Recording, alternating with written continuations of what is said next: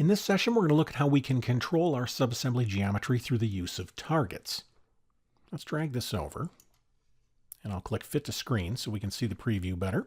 Then we'll come down to the palette below, and I'll choose Target Parameters. Here's where I can create custom targets. I would like to have this edge of traveled way here follow a horizontal offset. To do that, I'm going to create a parameter. I'll choose Create Parameter, and then I can select the type of parameter. Remember that a Civil 3D corridor can target three things: a surface, an offset, or an elevation.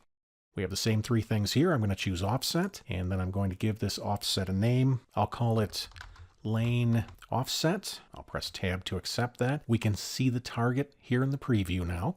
For display name, I'm going to call this Lane Offset, putting the space between the words. This is the formal name that I'll see in the target dialog box when I'm working with my corridor. I'll press Enter. Now I can set a preview value, the value that I want to see up here in the preview area. Let's make this 10 feet for right now. You can see how that moves. Note that I can also drag it around just by clicking and holding on it.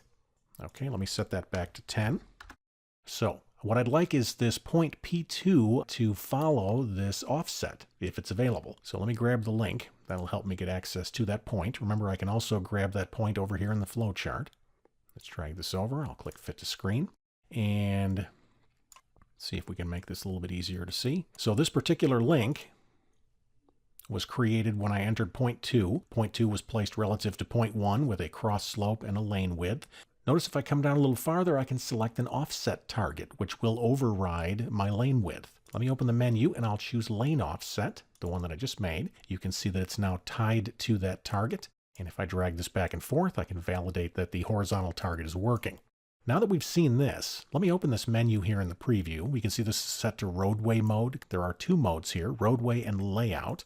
If I choose layout mode, it will show my geometry drawn based on any measurements or variables that I've defined. If I open this up and choose roadway mode, this will show my geometry and it will be utilizing the targets if they've been assigned. So that's why we have two modes. Now that I've assigned a horizontal offset to my edge of traveled way, I'd also like this point to follow a profile if necessary.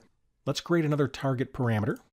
This one will be elevation, and I'm going to call this elevation.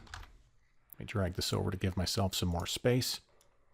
We can see that target's in the drawing now. Display name, we'll call this ETW elevation. That'll be the nice formal name I see in the target dialog box. And then for the preview value, I'm going to keep 0 for right now. It's at a 0 elevation. Let's drag this back over and I'll select this top link. And notice that in addition to assigning an offset target for that point, I can also assign an elevation target. Let me open the menu and I'll choose the elevation one that I just made. Perfect. Now if I grab elevation and drag that up and down, I can see that is driving the elevation of point 2. Once again, I'm going to reset things. In the preview area, we'll just make the elevation 0, and I'll set my width to 10. We'll fit to screen.